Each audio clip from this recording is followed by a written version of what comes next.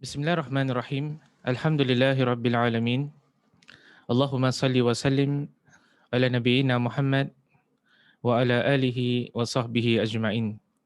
Rabbi shrah li sadri wa yassir li amri wa hlul 'uqdatam min lisani yafqahu qawli. Allahumma arinal haqqa haqqan warzuqna ittiba'ah. Ya Allah, tunjukkanlah kami yang benar itu adalah benar dan permudahkanlah bagi kami untuk mengikut kebenaran tersebut. Wa arinal batila batilan warzuqna ijtinabah. Ya Allah, tunjukkanlah kami yang batil itu adalah batil dan permudahkanlah bagi kami untuk menjauhkan diri daripada kebatilan tersebut.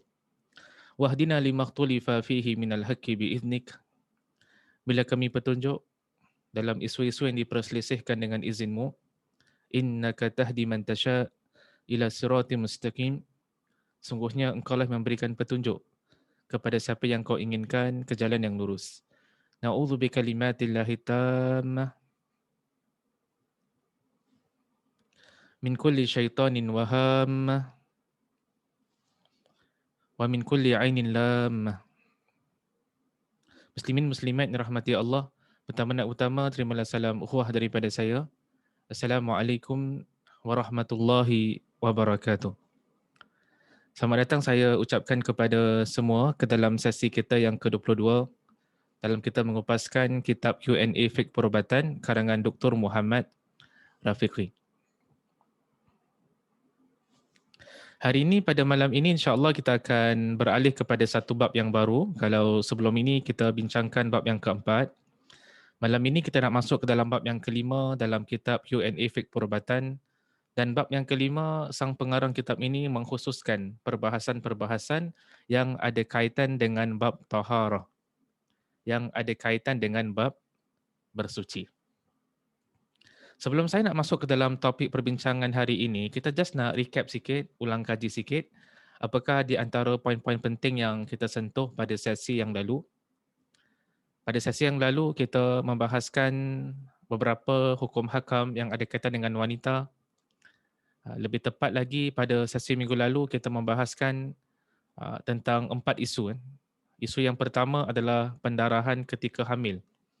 Adakah seorang wanita yang hamil, kalau dia darah keluar daripada badannya, adakah itu dianggap sebagai darah istihadah ataupun itu dianggap sebagai darah haid, darah menstruation? Itu kita bincangkan pada sesi minggu lepas. Minggu lepas juga kita bincangkan tentang hukum hakam yang ada kaitan dengan darah nifas, iaitu darah yang keluar daripada badan wanita selepas daripada melahirkan anak. Yang ketiga kita bahaskan pada sesi lalu adalah status wuduk seorang wanita kalau sekiranya sesuatu keluar kan daripada faraj. Dan yang keempat adalah wanita yang sudah pecah air ketubannya. Itu merupakan 4 perbahasan yang kita sentuh pada sesi minggu lalu. Hari ini saya nak masuk ke dalam bab yang kelima, bab yang baru daripada kitab Q&A Fiqh Perubatan. Jadi sang pengarang kitab ini dia mengkhususkan isu-isu perubatan, isu-isu perubatan yang ada kaitan dengan fikih. Lebih khusus lagi yang ada kaitan dengan bab taharah pada bab yang kelima ni. Dan sebelum beliau pergi dengan lebih lanjut membawa contoh-contoh semasa apakah isu-isu perubatan yang berkait rapat dengan bab taharah, dengan bab bersuci, beliau terlebih dahulu menukil firman Allah Subhanahu Wa Taala. Salah satunya yang berkaitan dengan taharah yang ada kaitan dengan bersuci. Salah satunya adalah daripada surah Al-Ma'idah ayat yang ke-6. Yang mana surah Al-Ma'idah ayat yang ke-6 ni mengandungi pengajaran-pengajaran yang berkaitan dengan bab taharah ataupun bab bersuci. Jadi pada malam ini sama-sama kita nak menerokai, mendalami surah Al-Ma'idah ayat yang ke-6 yang mengandungi hukum hakam fikih yang berkaitan dengan bab taharah. Allah Subhanahu wa taala berfirman dalam surah Al-Maidah ayat yang ke-6, a'udzubillahi minasyaitonir rajim. Ya ayyuhalladzina amanu idza qumtum ilas salah faghsilu wujuhakum wa aydiyakum ilal marafiq wamsahu biru'usikum wa arjulakum ilal ka'bayn wa in kuntum junuban fattahharu وإن كنتم مرضى أو على سفر أو جاء أحد منكم من الغائط أو لامستم النساء فلم تجدوا ماء فتيمموا صعيدا طيبا فامسحوا بوجوهكم وأيديكم منه ما يريد الله ليجعل عليكم من حرج ولكن يريد ليطهركم وليتم نعمته عليكم لعلكم تشكرون. Jadi perbahasan malam kita, insya-Allah malam ini kita akan bincangkan hukum hakam yang terdapat dalam surah Al-Maidah ayat yang ke-6. Untuk mudah memahami ayat ini, kita akan pecahkan ayat yang panjang ini kepada bahagian-bahagian yang kecil. Allah Subhanahu wa taala memulakan surah Al-Maidah ayat yang ke-6 dengan firman-Nya, "Ya ayyuhallazina amanu idza qumtum ilas salah." Yang diterjemahkan, wahai orang-orang yang beriman, apabila kamu hendak mengerjakan solat. Jadi kalau sekali baca ayat ini, kalau kita tak rujuk kepada kitab tafsir, seolah-olah every time kita nak mendirikan solat, sama ada kita ni dalam keadaan berwuduk ataupun dalam keadaan tidak berwuduk, seolah-olah kita perlu mengambil wuduk kan. Ini kalau kita bacalah secara zahir, kalau tak lihat kepada kutubut tafsir ataupun kitab-kitab tafsir. Tapi apabila kita merujuk kepada para kitab-kitab tafsir, para mufassirin kita, para ahli tafsir kita mengatakan, ayat ini menunjukkan, mengajarkan kepada kita, orang-orang yang nak mendirikan salat, sedangkan mereka dalam keadaan hadas. Mereka perlu ambil wuduk. Jadi kita ni dalam keadaan hadas, kan, sebelum nak mendirikan salat, wajib mengambil wuduk. Hukum asal, Allah Subhanahu wa taala tidak menerima ibadah solat seorang hamba, baik lelaki ataupun wanita, kalau tiada wuduk. Salah satu dalilnya adalah surah Al-Maidah ayat yang ke-6. Dan juga terdapat dalil daripada hadis Nabi SAW, hadis-hadis yang sahih, hadis-hadis yang diriwayatkan oleh Imam Al-Bukhari rahimahullahu taala, hadis yang diriwayatkan oleh Imam Muslim rahimahullahu taala, yang mana kata Nabi SAW, la yaqbalullahu salata ahadikum idza ahdatha hatta yatawadda. Allah Subhanahu wa taala tidak menerima salat salah seorang di antara kamu ketika mana dia berhadas sehinggalah dia mengambil wuduk. Jadi apabila kita merujuk kepada sunnah Rasul sallallahu alaihi wasallam, Nabi sallallahu alaihi wasallam menghabarkan kepada kita, ibadah yang didirikan oleh seorang hamba dalam keadaan tidak bersuci, dalam keadaan hadas kecil, dalam keadaan tidak ada wuduk, tidak diterima oleh Allah Subhanahu wa taala. Jadi perlu wajib ambil wuduk sebelum kita mendirikan solat. Di sini timbul satu persoalan, Ustaz, boleh tak seorang Muslim ataupun Muslimah dia mengambil wuduk pada waktu zuhur dan sepanjang waktu zuhur tu wuduknya tidak terbatal. Kemudian masuk waktu asar. Dan dalam waktu asar pun dia tak pergi toilet, wuduknya tak terbatal. Kemudian masuk waktu maghrib.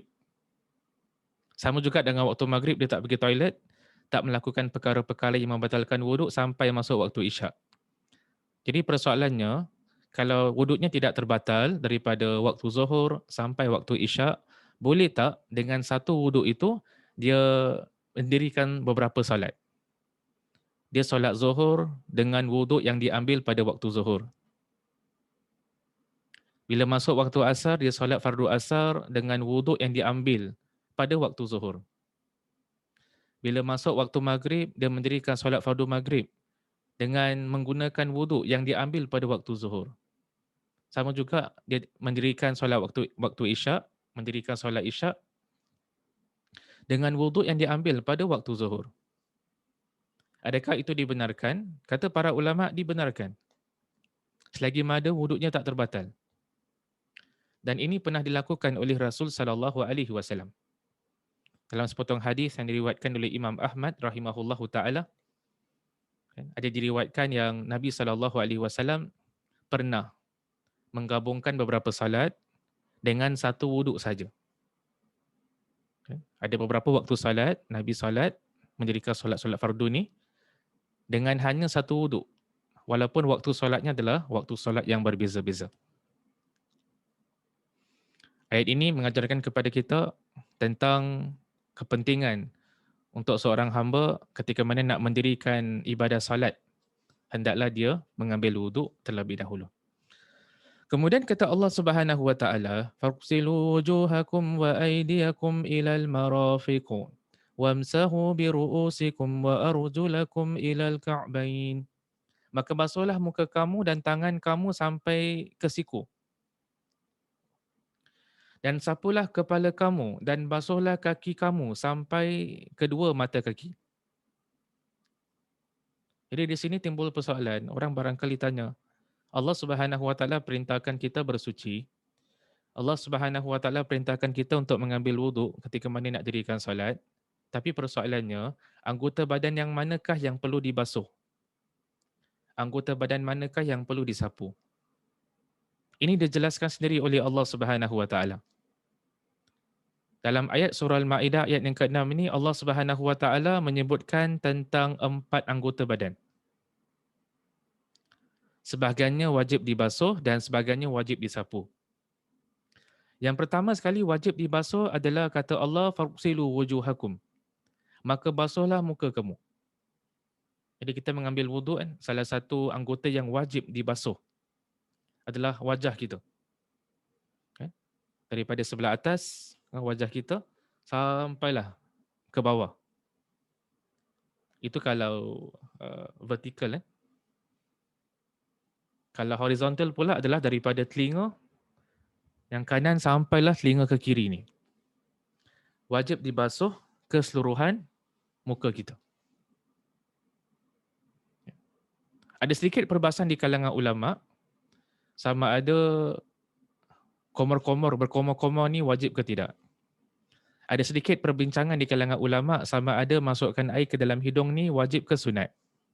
Yang kita belajar dalam fiqh Syafi'i, mazhab Syafi'i mengatakan yang berkomor-komor termasuk dalam sunnah, tak sampai kepada tahap wajib. Yang kita belajar dalam fiqh Syafi'i mengatakan masukkan air ke dalam hidung termasuk dalam kategori sunnah ataupun sunat, tak sampai kepada hukum wajib. Itu adalah di antara anggota badan ataupun yang wajib dibasuh. Wajah kita. Kemudian kata Allah Subhanahu wa taala, "Wa aydiyakum ilal marafiq." Dan tangan kamu sampai ke siku. Jadi anggota badan yang kedua yang wajib kita basuh adalah tangan kita. Baik tangan sebelah kanan atau tangan sebelah kiri. Sampai mana nak basuh tangan kita? Allah Subhanahu wa taala mengatakan ilal marafiq. Sampai ke siku. Jadi bila kita ambil wuduk kan, kita basuh tangan kita, jari jemari kita sampailah ke siku. Baik tangan sebelah kanan maupun tangan sebelah kiri wajib dibasuh daripada jari jemari all the way sampai ke siku. Dan apabila kita merujuk kepada hadis-hadis Rasul sallallahu alaihi wasallam, basuhan tersebut kalau mengikut sunnah Nabi adalah dibasuh sebanyak 3 kali. Didahulukan dengan tangan sebelah kanan terlebih dahulu, baru kita beralih kepada tangan sebelah kiri. Kata Allah Subhanahu wa taala, "Wamsahu bi ru'usikum." Sapulah kepala kamu. Allah tak kata basuhlah kepala kamu. Allah mengatakan sapulah kepala kamu. Jadi antara termasuk dalam perkara yang wajib dilakukan oleh seorang Muslim ketika mana mengambil wuduk adalah sapu kepala. Ada sedikit perbincangan di kalangan ulama. Berapa banyak nak sapu? Adakah sapu sikit ataupun sapu seluruhan kepala? Ini yang ada khilaf di kalangan ulama. Ada sebahagian ulama mengatakan kalau sapu sikit pun tak apa. Kan? Dalam masa sama juga ada sebahagian ulama mengatakan wajib untuk sapu seluruh kepala.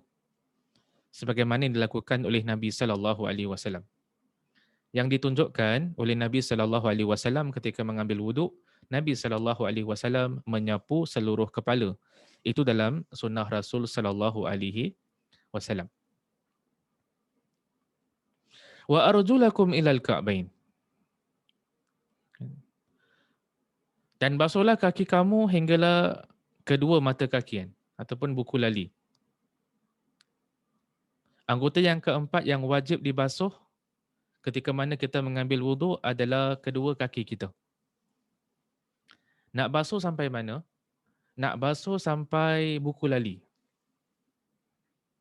Kan? Daripada bawah kan, kaki kita, kita sapu naik ke atas sampailah buku lali itu, baik kaki sebelah kanan atau kaki sebelah kiri, kedua-duanya wajib dibasuh. Kita dahulukan anggota yang kanan, kemudian anggota yang kiri. Dan dibasuh sebanyak 3 kali. Itu merupakan anggota-anggota yang wajib dibasuh, yang wajib disapu sebagaimana yang diajarkan oleh Allah Subhanahu Wa Taala. Barangkali ada yang bertanya, Ustaz, dalam ayat ni tak ada pun sebut tentang telinga. Kita ambil wuduk, selalu yang kita belajar dalam kitab-kitab fikir ada sebut tentang sapu telinga. Kan? Tapi kenapa dalam surah Al-Ma'idah ayat yang ke-6 ni tidak disebutkan telinga? Sebab tu kita kata dalam Islam ni, sumber hukum dia bukan sahaja Al-Quran. Sumber hukum hakam juga diambil daripada hadis Rasul sallallahu alaihi wasallam. Kadang-kadang hadis Nabi sallallahu alaihi wasallam memberikan penjelasan yang lebih detail tentang cara sesebuah ibadah itu dilaksanakan. Memang betul ada sebahagian ayat Quran yang sebut tentang cara mengambil wuduk. Dalam masa yang sama juga, cara mengambil wuduk yang lebih detail juga diajarkan dalam hadis Rasul sallallahu alaihi wasallam.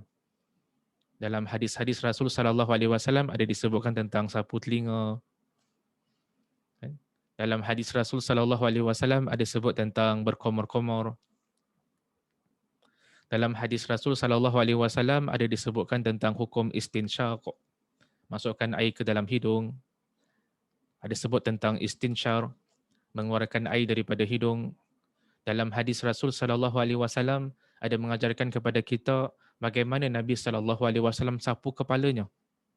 Dalam hadis Nabi sallallahu alaihi wasallam ketika mana menyapu kepala ketika berwuduk, Nabi ambil air, kemudian Nabi mulakan daripada depan.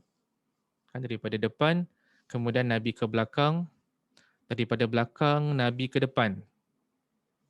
Itu cara Nabi sallallahu alaihi wasallam menyapu kepalanya. Jadi sunnah Nabi ni sallallahu alaihi wasallam dia memberikan penjelasan terhadap ayat-ayat Quran, hukum hakam yang terdapat dalam ayat-ayat Al-Quranul Karim. Selanjutnya kata Allah Subhanahu wa taala, wa in kuntum junuban fattahharu. Dan jika kamu junub maka mandilah. Kalau tadi tentang wuduk kan, sekarang pula tentang mandi. Mandi yang dimaksudkan kat sini adalah mandi hadas. Kalau seseorang itu dalam keadaan junub, dalam keadaan janabah, hendaklah dia mandi hadas. Dan junub itu kata para ulama boleh berlaku dalam dua keadaan. Keadaan yang pertama apabila seseorang hamba itu keluar air maninya, maka wajib untuk mandi hadas besar. Keadaan yang kedua adalah apabila berlaku hubungan sebadan antara suami dengan isteri. Walaupun tidak keluar air mani, tetapi wajib juga untuk mandi kalau berlaku hubungan sebadan. Jadi hukum yang pertama tadi tentang berwuduk. Sekarang pula Allah Subhanahu Wa Taala sebutkan tentang hukum yang ada kaitan dengan janabah, iaitu junub. Seterusnya, wa in kuntum marda aw ala safarin aw jaa ahadun minkum minal ghaiti aw lamastumun nisa. dan jika kamu sakit atau dalam perjalanan atau kembali daripada tempat buang air atau menyentuh perempuan. So, dalam ayat ini Allah Subhanahu Wa Taala sebut 4 keadaan. Yang apakah 4 keadaan tersebut? Pertama sekali adalah sekiranya kamu sakit.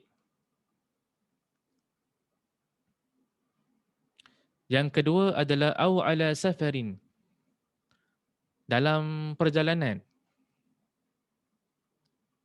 Situasi yang ketiga adalah au jaa ahadum minkum minal gha'it, atau kembali daripada tempat buang air. Dalam keadaan hadas kecil. Au lamastumun nisa, atau menyentuh perempuan.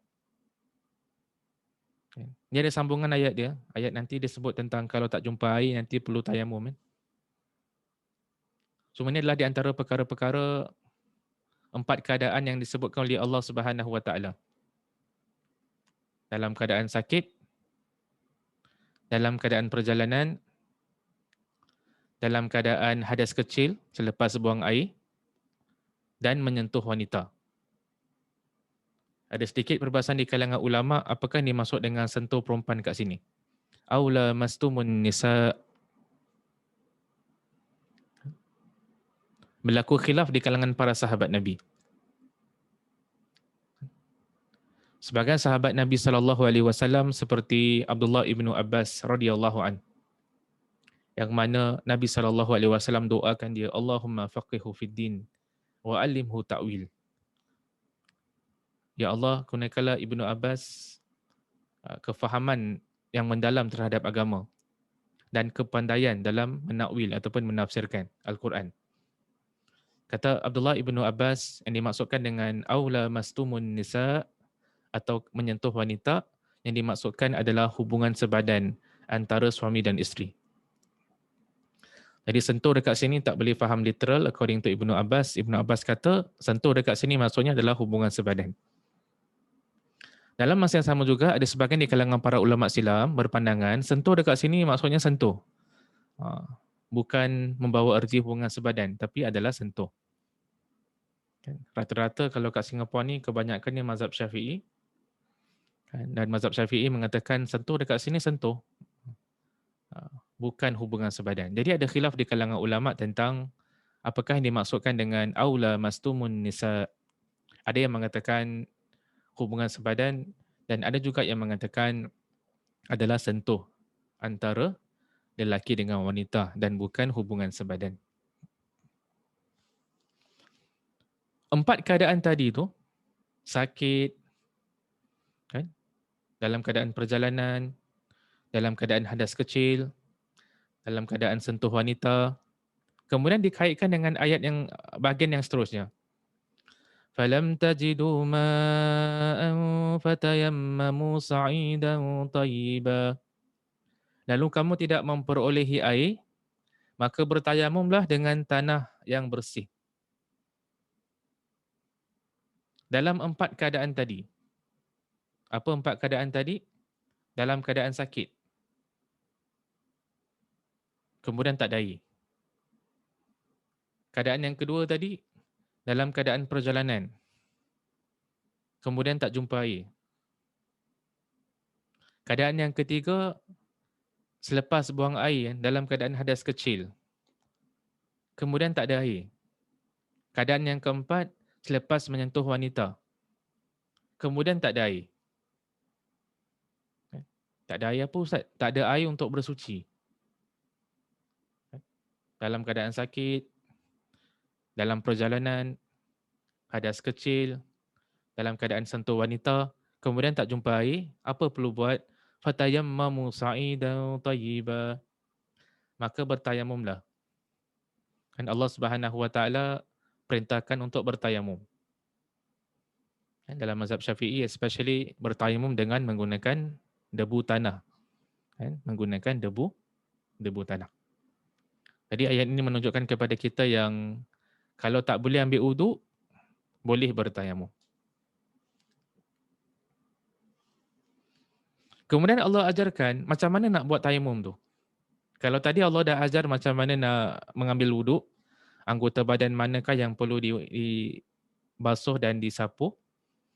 Kemudian Allah lanjutkan, famsahu biwujuhikum wa aydikum min. Sapulah muka kamu dan tangan kamu dengan tanah itu, dengan debu tanah itu. Jadi Allah ajarkan, kalau tayamum ni dia ada dua anggota. Anggota yang pertama, famsahu biwujuhikum. Sapulah wajah kamu. Wa aydikum minhu. Dan juga kedua tangan kamu. Anggota tayamum ada dua. Pertama adalah wajah, muka. Kedua adalah tangan. Baik tangan kanan ataupun tangan kiri. Cuma berlaku sedikit perbincangan di kalangan ulama tentang tangan ni. Tangan sebelah mana, bahagian mana yang perlu disapu? Adakah sama seperti mengambil wuduk ataupun dia beza sikit? Berkaitan dengan tayamum tentang tangan ni ada sedikit khilaf di kalangan ulama. Ada sebagian ulama mengatakan yang wajib untuk menyapu daripada jari jemari all the way sampai ke siku. Itu merupakan pandangan pertama. Manakala pandangan kedua mengatakan bagi tayamum ni, bagi tangan dia cuma wajib untuk menyapu bahagian pergelangan tangan saja. Kan berdasarkan pandangan yang kedua, tangan kita ni kan jari jemari sampai pergelangan tangan saja, itu saja yang wajib untuk disapu ketika tayamum. Itu pandangan kedua. Kan, jadi ada perselisihan pandangan di kalangan ulama, kita boleh berlapang dada dalam isu sedemikian rupa. Yang pentingnya wajah dan tangan ketika mana bertayamum. Ma yuridullahu liyaj'ala 'alaikum min haraj. Allah tidak hendak menyulitkan kamu.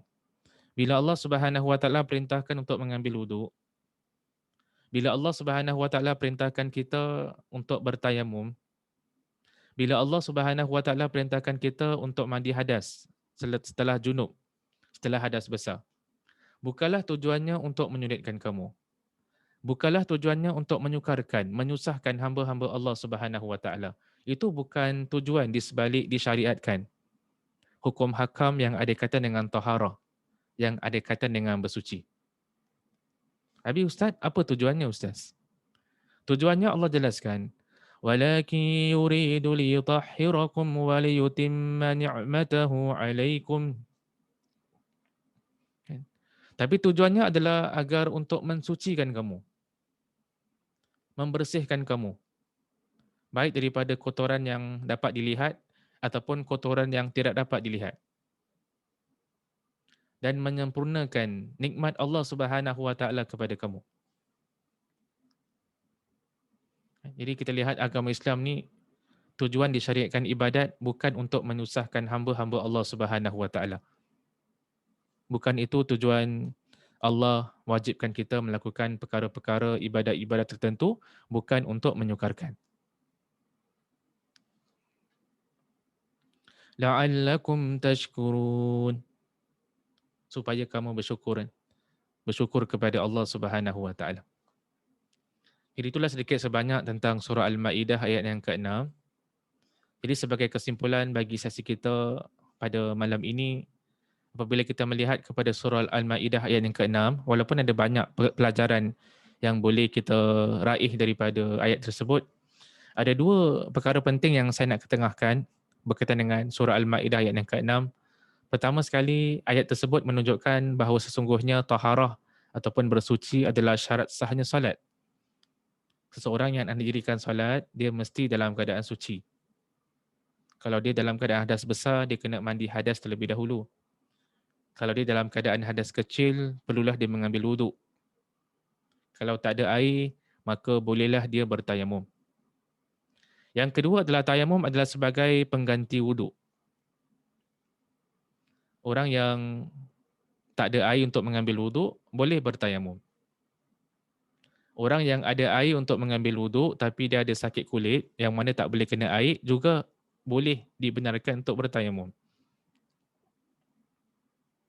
Orang dalam keadaan hadas besar yang sepatutnya wajib mandi hadas besar tapi kulitnya tak boleh kena air sebagai contoh pun diberikan kelonggaran kan untuk bertayamum.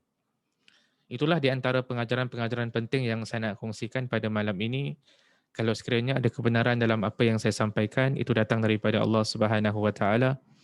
Kalau sekiranya ada kekurangan, kesalahan, kesilapan dalam penyampaian, itu datang daripada diri saya sendiri. Saya minta ampun kepada Allah dan saya bertaubat kepadanya. Kita tutup dengan tasbih kafarah. Subhanakallahumma wa bihamdika. Asyhadu an la ilaha illa anta. Astaghfiruka wa atubu ilaik. Sekian. Assalamualaikum warahmatullahi wabarakatuh.